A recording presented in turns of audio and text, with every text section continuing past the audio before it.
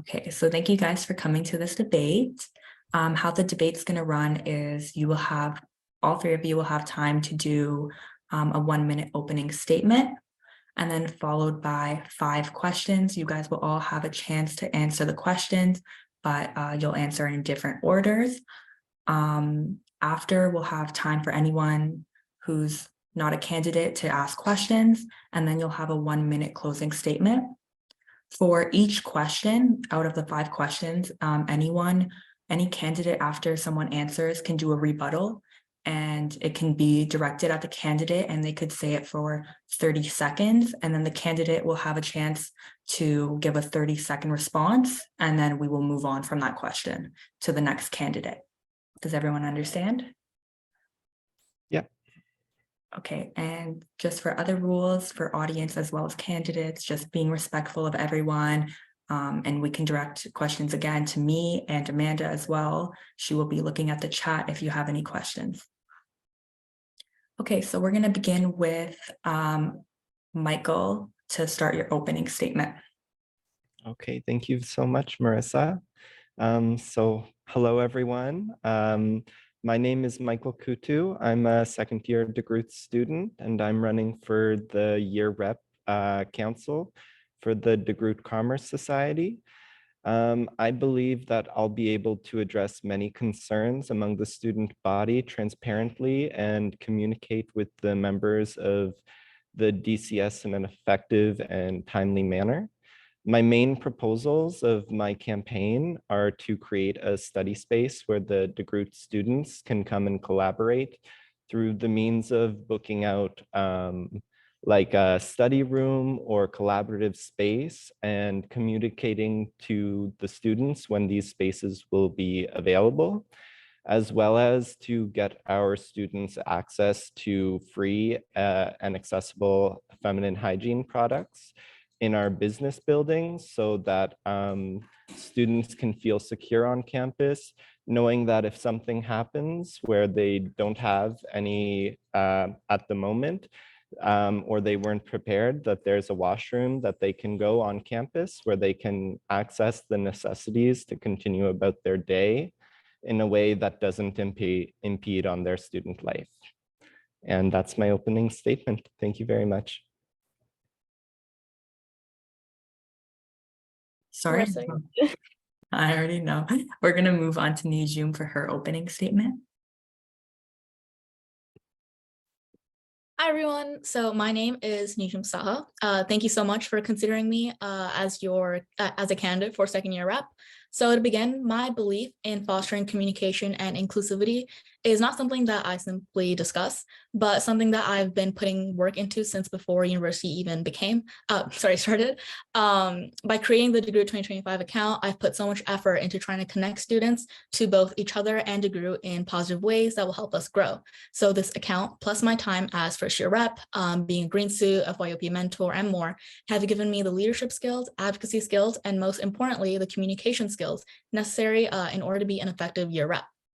So many of you have already seen me at work on the DeGroote 2025 account, but in addition to that, I would love to host some more de-stressor events this year, alongside panels that include upper year students and professors in different areas of focus so that we can begin preparing for third year as we pursue our own areas of focus. So by electing me, you won't have any surprises when it comes to what kind of person or what kind of leader I am. I'll continue to use my communication platform while fully utilizing our first completely in-person year to host some more events to increase engagement, growth, and inclusivity. Thank you so much. Thank you. Okay, now Kabir. Hi, everyone. My name is Kabir Sachdeva, and I truly believe this is the Rocky story. Those of you who have been following my campaign for the past week will know that I've been saying this phrase over and over. There's a reason. I'm not a freak genius. I've never claimed to be. I possess a strong sense of bookish as well as street smartness, and I've worked extremely hard to be in the position that I'm in today. And I will continue to do so even if I'm not elected as your rep. The one quality which I do possess, though, is I'm quite relatable. People that I've had conversations with know that. And if you haven't, please do say hi and find out for yourself. Secondly, I keep it very straightforward. I call it how it is, and I don't like beating around the bush. To finish, I just want to say friendships aside, support aside, if you genuinely believe in my ideologies and can relate to what I'm saying, vote for me. That's it. Vote for me. Vote for a change and see what change feels like. Thank you. Thank you, Kabir. So my first question is going to be directed at Nijum, and how the order is going to go is going to be Nijum, then Kabir, and then Michael. So the question is, how will you make the voice of your year heard? That's a great question.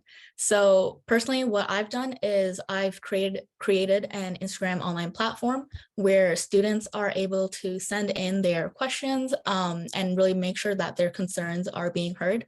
So I do this through weekly check-ins where people can sort of leave just like a short response or give them the option to message me directly. And through that, I'm able to give them advice, answers, tips for how to tackle school, or direct them to someone who can help. By doing this, students have a much easier way to have their voice heard, because without this sort of established platform, it can be kind of difficult to really make sure that I'm getting all their questions on time through just like my personal Instagram or my email, because we do get an influx of messages from our classes and our friends on those platforms. And so by having this already established communication center, I'll make sure that my year is heard through that. And it's something that I've been doing since last year, and it has proven very effective. Additionally, for students who might be a little bit shy and don't want to ask me directly, I do have an anonymous Google form that I check about once weekly, where students can send in their concerns that way. And then I can either post the answers online or bring up those issues to the DCS during the exec meetings. And it provides a safe place for students who would like to keep that anonymity. Thank you.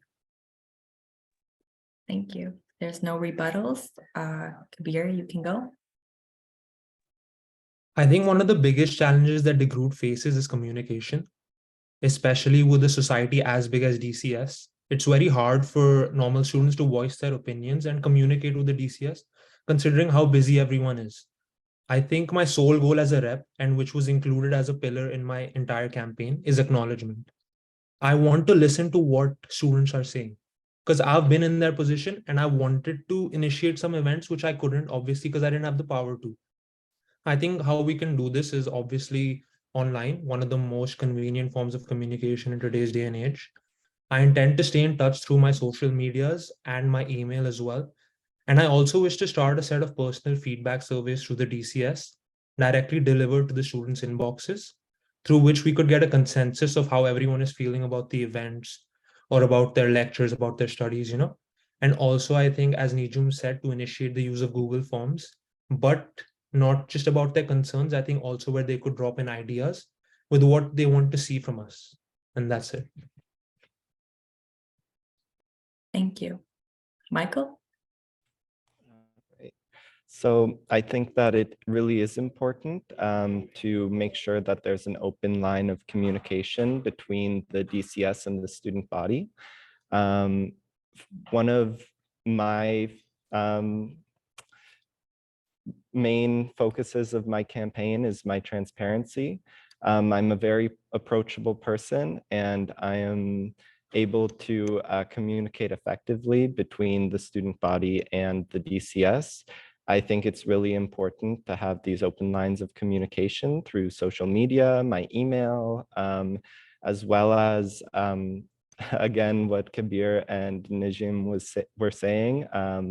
Google Forms are really effective in getting the student body involved, especially like when it comes to having their opinions and voices heard, as well as their concerns. Thank you.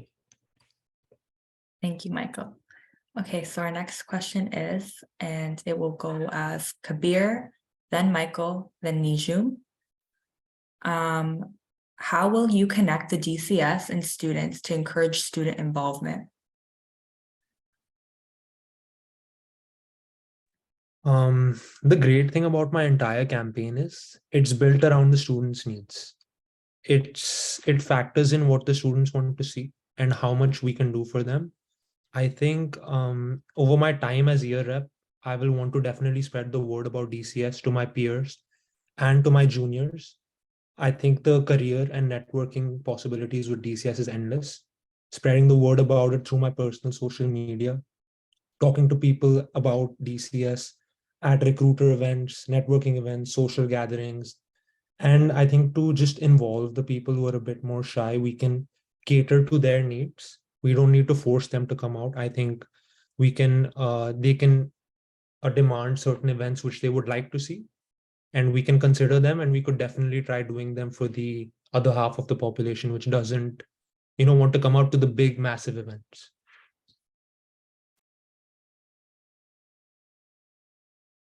Thank you. Michael? All right. So I do believe that a lot of the Groot Commerce Society's events are really important when it comes to the student experience. However, I do sometimes think that it's hard for students to get engaged with these events, especially when they aren't sure what exactly is going on campus.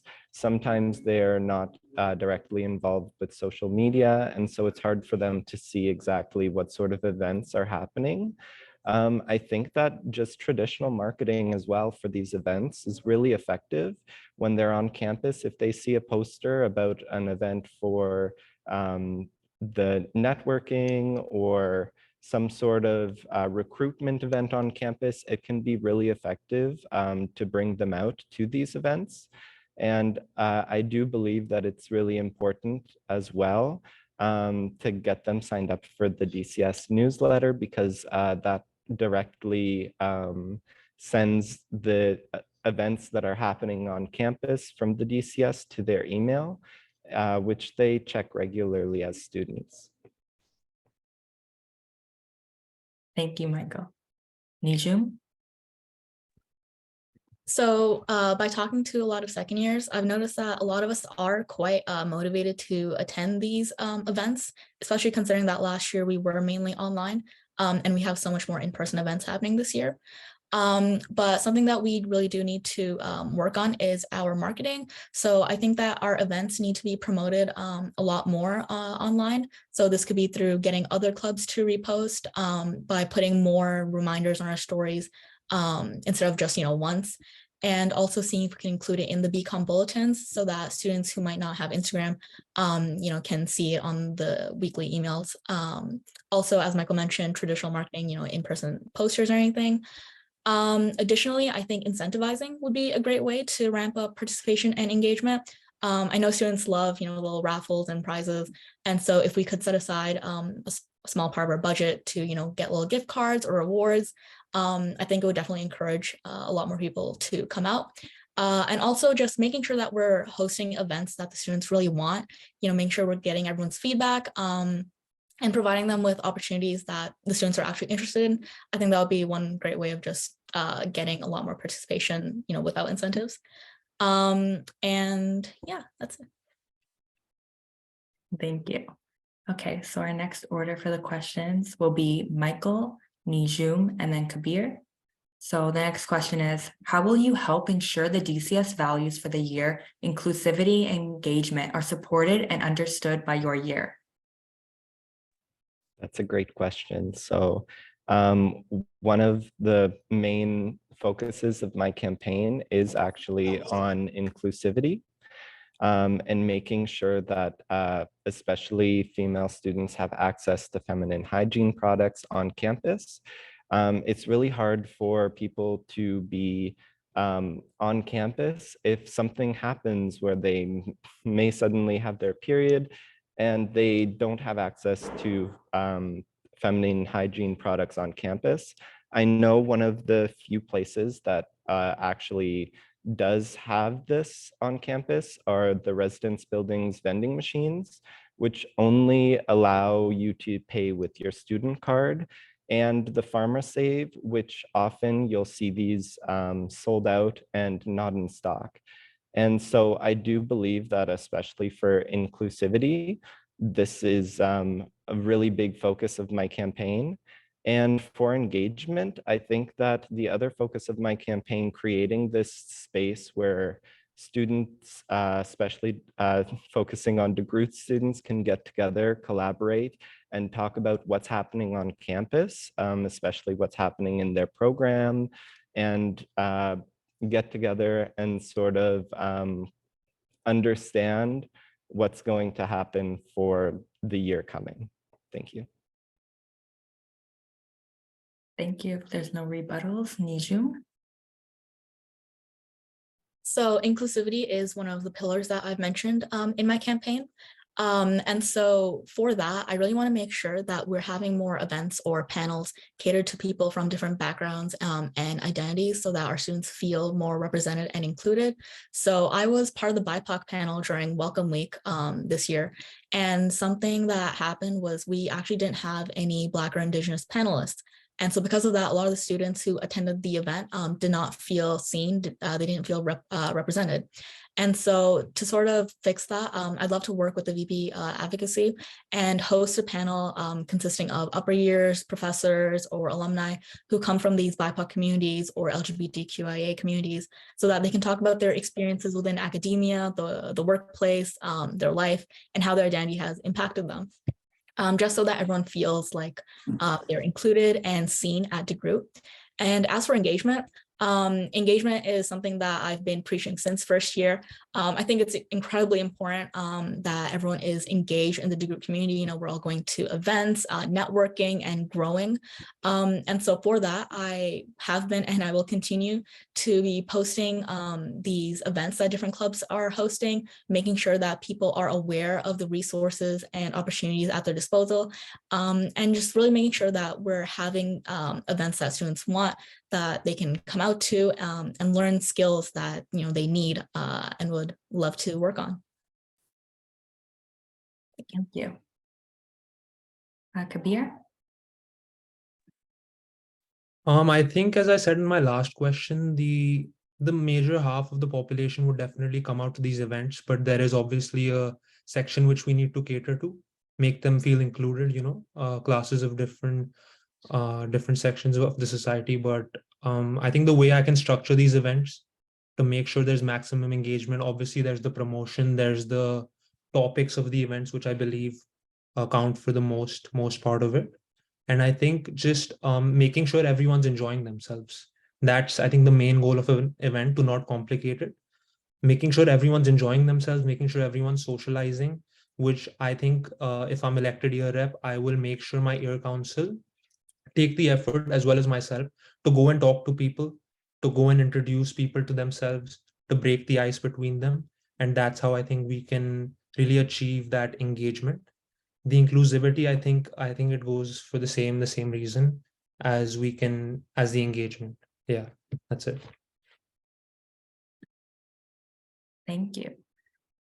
Our next question, Michael, Nijum will start, then Kabir, and then Michael. The question is, how would you handle the year council rejecting an idea you worked hard on? So the year council's primary objective is, of course, to better the student experience. So if I were to raise a proposal for an event and they did shoot it down, I'm sure that they shot it down for a valid reason. So, there was a logistical problem, lack of resources, or maybe it didn't really cater to, the demographics needs.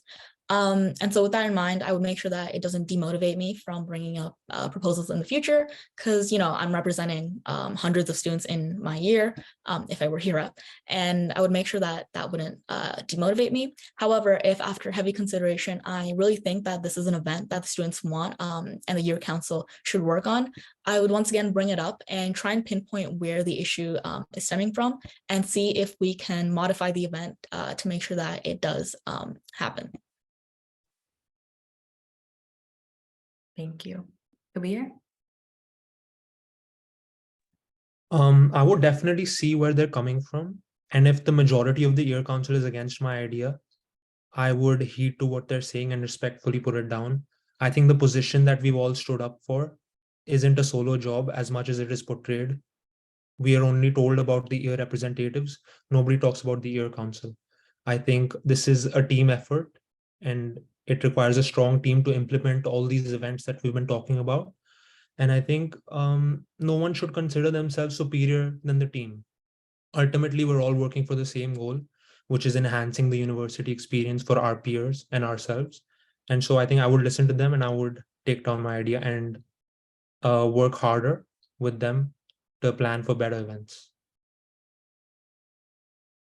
Thank you. Michael? All right. So given an explanation, I would come to understand and perhaps propose a new idea for the event and seek to create a compromise. However, when it comes to my advocacy for equality and feminine hygiene products, there's no length that I wouldn't go to provide what I've promised to my supporters. I would pick it outside of the school. I'd go on a hunger strike. If worse comes to worse, I'd find a way to fundraise and address the issue through my own means. Thank you. Thank you, Michael. Our final question, if the order will be Kabir, Michael, and then lastly, Nijum. The question is, let's say the professor teaching a general commerce course is disliked by most students in the course. How would you try to best resolve the situation? I think this is a scenario which very few of us must have experienced. I think the professors in this university are very, very esteemed professors. They're distinguished, and there's a reason why they're teaching at this top of a university.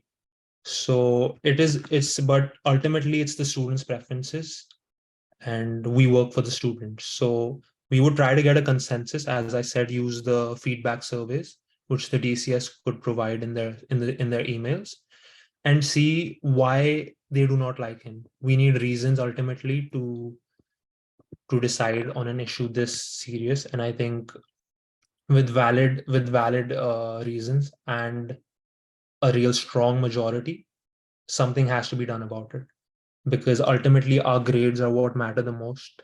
That is what we're here for. We're working hard for that. And having a professor that is disliked by most students, it cannot hold up for that long. So I will try to take it to the high authorities if I have a really strong consensus behind me, and we will try to get the issue resolved, and whatever decision may come will be the best for the community. Thank you.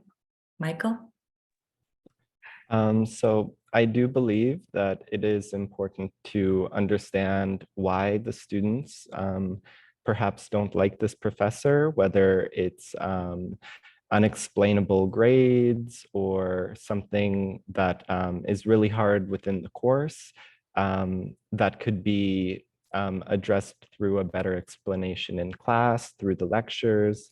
I think that probably the number one thing that we should do as the student body is communicate this openly to the professor that the student body may dislike for any given reason.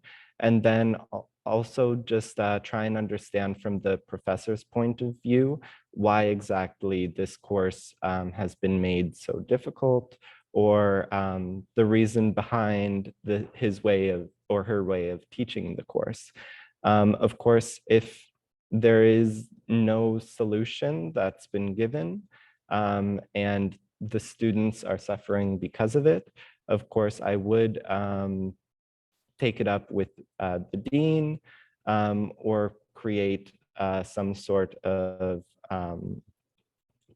petition to address the situation that the students are involved in.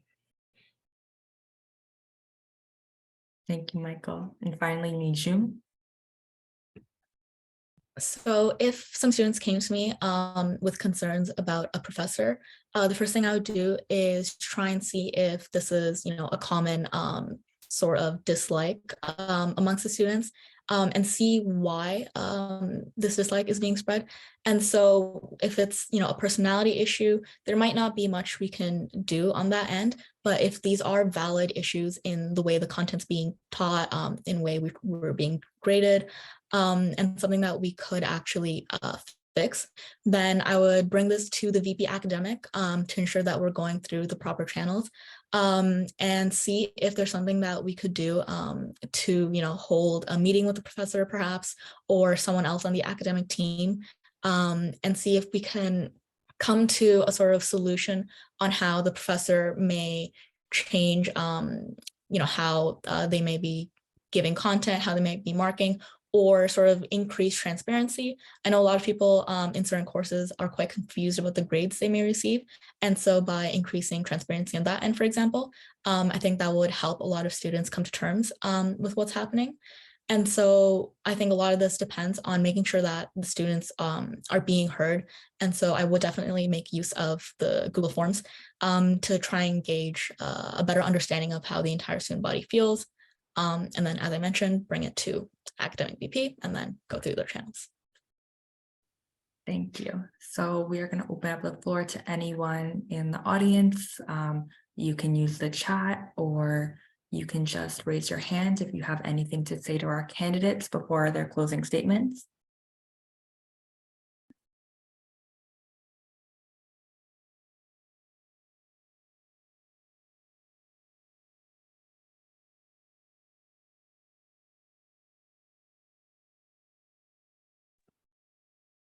So if there's no questions, we can do closing statements now. So we are going to start with Nijum, then Kabir, and then Michael. So thank you all so much for the wonderful questions and fruitful discussion.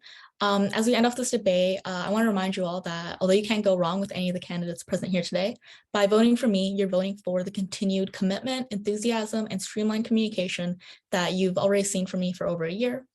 Community has always been my biggest motivating factor. And with the reach I've developed between myself, hundreds of you, the DCS, tons of degree clubs, degree admin, etc., I have no doubt that I'll be able to use my already established platform and advocacy skills to really make sure that you're all heard and to make our collective second year experience incredible. I truly hope you all consider voting for me. And if you have any questions, always feel free to reach out to me. Thank you. Thank you, Kabir. To end, I just want to say thank you.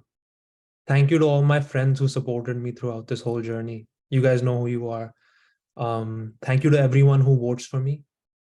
Thank you to my parents 10,000 kilometers away who've been telling me I can do this the whole week.